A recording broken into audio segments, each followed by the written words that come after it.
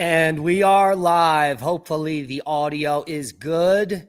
Please let me know in the comments if you can hear me.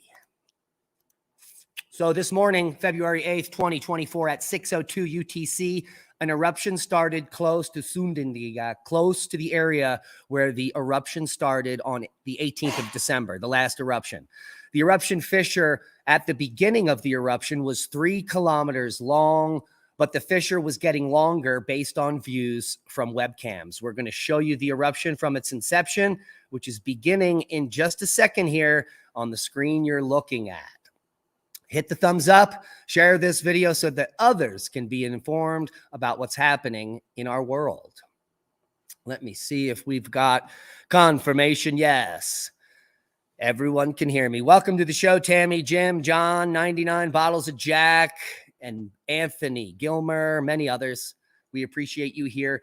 What you're looking at is the Blue Lagoon to the left. That's that blinking light, which has a large impenetrable barrier around it, a huge earthworks they've put. And luckily, the eruption starts just on the other side of the barrier. And let's just move this through so we can get you to the eruption. There it is.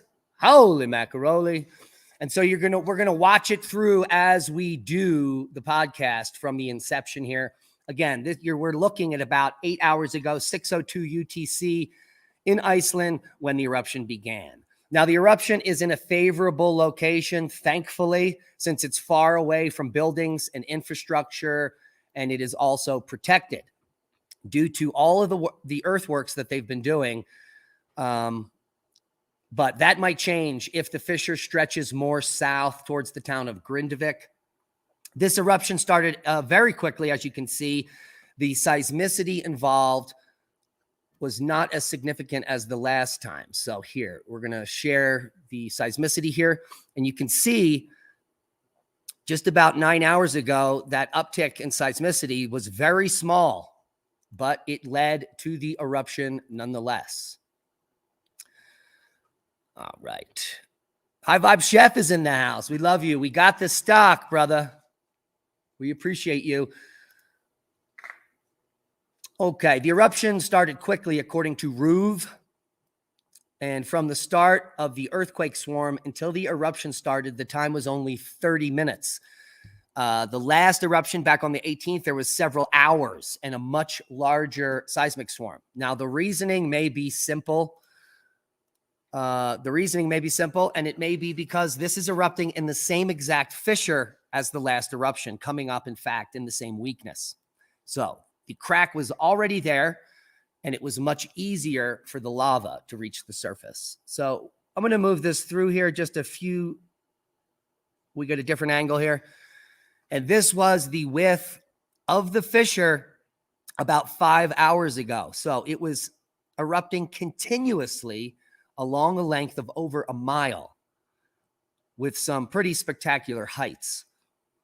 This activity has slowed down. And you can just move it through and you can get a little larger look at how long this fissure eruption is. It's absolutely amazing how large of the area was erupting. It was the entire length of the original fissure. And take a look at the lava flow. It pushed out enough lava in just a few hours to equal the last eruption. And we can move this through here into the daytime. So this is 6 hours and 50 minutes ago. This was the state of the fissure. And then as we enter the morning, it becomes much less visible. It doesn't look as fantastic as it did during the day here. So this was 4 hours and 50 minutes ago. And we'll push it through to an hour ago where the eruption has ceased. Very quick eruption. And the current state of the peninsula here, there appears to be only one small area erupting in the center here. So that is the current state of the eruption. It seems as if the entire fissure pushed out all the pressure that the magma was containing there, and the eruption is basically coming to an end. But when it was happening, it certainly was fantastic Take a look at that.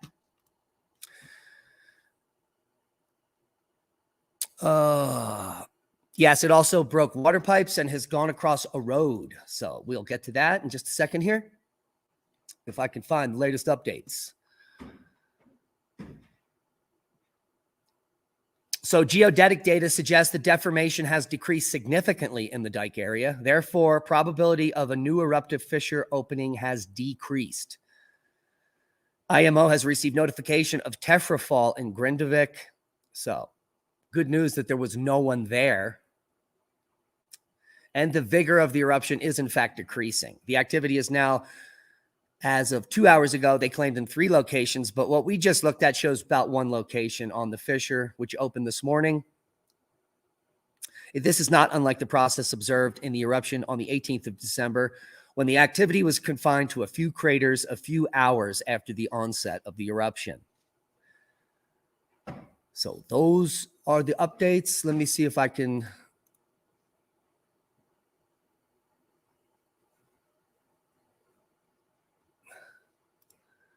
see what other types of updates they have here. No, we're not getting that. Okay. Bear with me. I just woke up here. So the eruption is in fact extremely reduced according to the experts, when we just have to look at it to know that. And there was phreomagmatic explosions from the fissure. Now, what do I mean by that? Well, let's take a look at this photo here together. So earlier today, as the eruption was slowing down, a huge explosion occurred because the magma mixed with the groundwater. Now, this is the most dangerous scenario, where you can have violent eruptions like Hunga Tonga, which was ultra Surtsian because of the amount of ocean water that rushed into that caldera. Here, it's just the groundwater, but a phreomagmatic explosion nonetheless. So I hope that brings you up to speed there. The road was covered in lava, and I can't seem to find these updates, which I could easily find earlier. Kind of interesting. Here we go.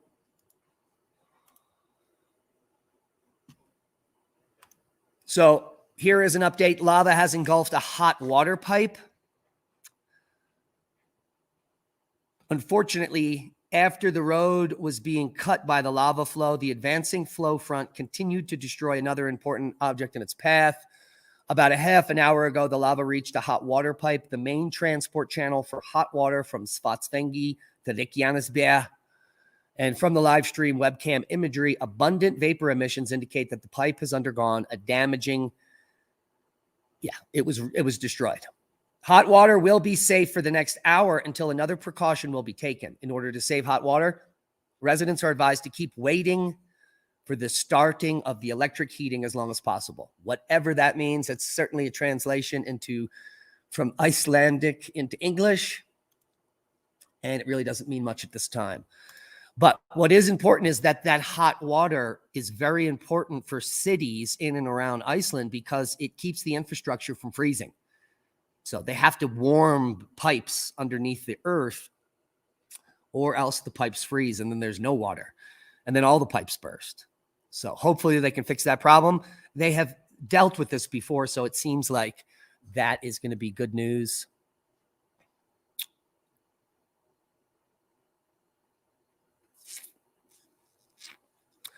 Now, the phreomagmatic eruption we saw was in the fissure itself, when some of the lava coming up mixed with the groundwater. We'll go back over and show you that picture. Yeah, here. And you can see that this is in the center of the lava field. So the hot water pipe was due to this extension of the lava flowing down and over a road. So that's a little different than what we've been looking at. But quite a spectacular event that I slept through, and most of us did, the entire night. But the good news is that Live from Iceland has the entire event over at their YouTube channel, and I will have the link below where you can go and watch it yourself. So I'll take a few quick questions, and then we'll dive back into this topic later tonight on Oppenheimer Ranch Project around between 6 and 8 p.m., depending on when I put the update up. So, one super chat. We appreciate you. Thank you, Eric Hatchett. You are appreciated.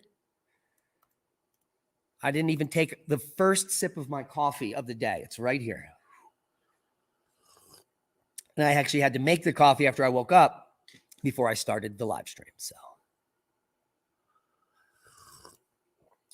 Music Lover Forever says they don't talk about the quakes on the Atlantic Ridge as it stops them blaming the ocean warming on global warming.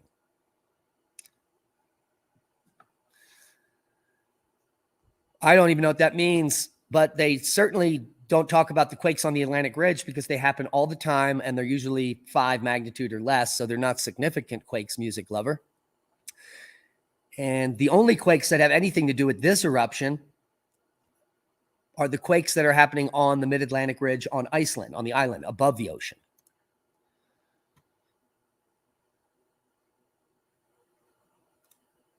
Jan Blackman heard about it last night, but didn't have many details. Yeah, they don't seem to want people to know about these things. They want you to be scared about World War III, not about a volcanic eruption. The entire town of Grindavik has been evacuated for months. And after the December 18th eruption, they deemed the whole town a disaster area and no one can go back there. So they're working out the insurance now because it's only the 3 people whose homes were destroyed during the December eruption that are getting insurance claims, when the rest of the homes that weren't destroyed by lava are now, well,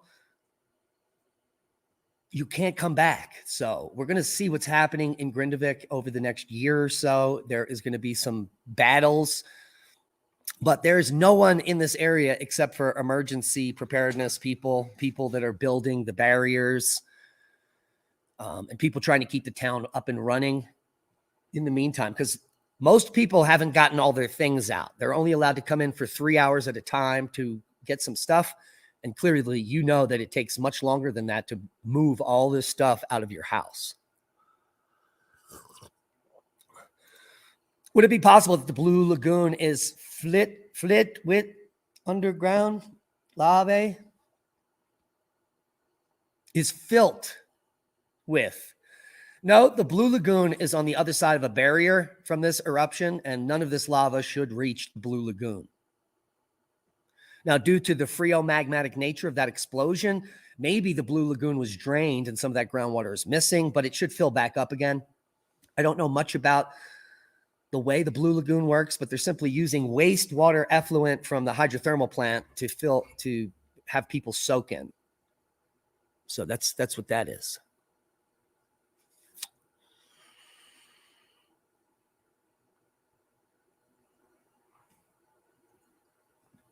Yeah, the biggest thing we have to worry about on Iceland is not the Reykjanes Ridge. So here we are at the seismicity at the Reykjanes Ridge. You can see where the seismic activity is concentrated around the eruption. Here is the seismic bump, which led to the eruption just about 30 minutes after it began.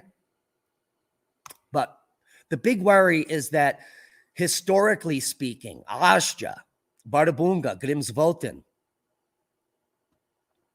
or other large volcanoes like Hekla or Katla. So Katla, Grimsvötn, Bardabunga, and Askja all have had seismic activity in the last 24 to 36 hours.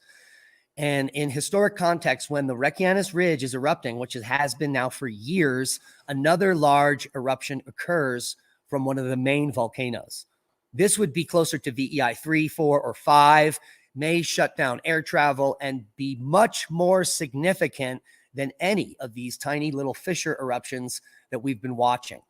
So we need to keep a close eye on these regions, like the Vatnajökull Glacier here, which has Bardabunga up here, Grimsvötn in the center, because these are the dangerous volcanoes that really will make a significant impact on the rest of the planet.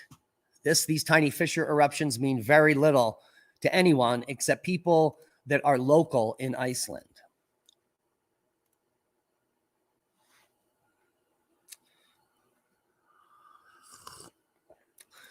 New Zealand, keep an eye out for.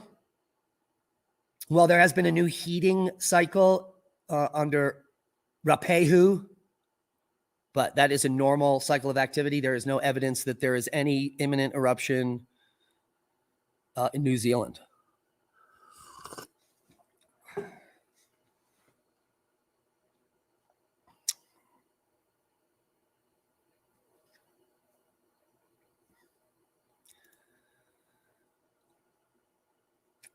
.6 in Melbourne.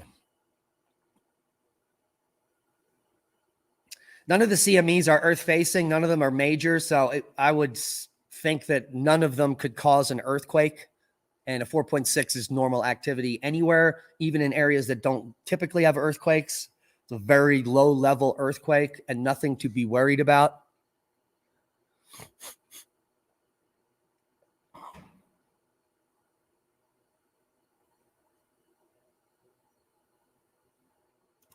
The warming of the North Atlantic is not climate change, and it has nothing to do with volcanoes. They're measuring the surface temperature. So volcanoes would be warming deep in the ocean at the floor of the ocean where the volcanoes were erupting if they were underwater volcanoes. The problem is that there was a mandate in 2022 to eliminate high sulfur diesel being burned in ships. The entire North Atlantic was covered in smog for decades until last year, when all of the high sulfur burning diesel was stopped, and the Atlantic now no longer has any ship tracks. The ship tracks were keeping the North Atlantic cool from the sun, and now there is no clouds over the North Atlantic from ships burning dirty fossil fuels like high sulfur diesel, and therefore the Atlantic heated rapidly. And so all the climate alarmists and the fearmongers showing that rapid warming of a half a degree of the Atlantic are very disingenuous because they are uninformed on what's actually happening on Earth. The fact that the Atlantic has now 0 ship tracks and is rapidly warming to its optimal temperature, which it should be, because there is no more clouds preventing the surface from heating. Them's are the facts.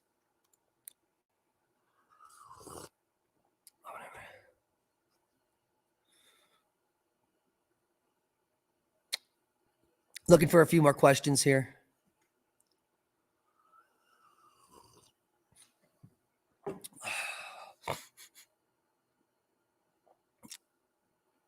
Everyone looking for this antipode thing, wherever that came, that internet fear porn, it means nothing and it has nothing to do with anything. There is no activity on antipodes after earthquakes. Usually there is no evidence for it, not a single peer-reviewed paper. The similar types of hokey stories come with eclipses, where people think that eclipses cause earthquakes. Now, so it would take you literally 5 seconds to prove, all you do is you go up into that search bar up top and you say, do eclipses cause earthquakes? And you'll get your answer. And if you don't like your answer, you'll get a million other answers you can go research. So there is no relationship with antipodes and earthquakes or volcanic eruptions, none whatsoever. And eclipses don't cause earthquakes either.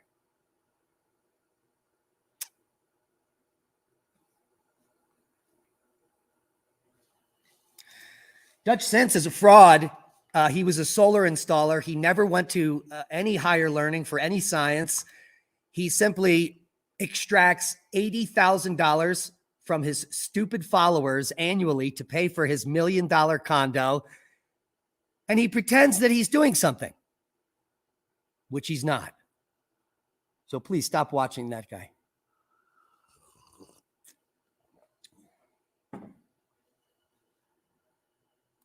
I will see you at the Seed Exchange, High Vibe Chef, and thank you for the broth. Ladies and gentlemen, we'll let this run for just a few more minutes, and we'll see you all later tonight on Magnetic Reversal News. And that's a boom.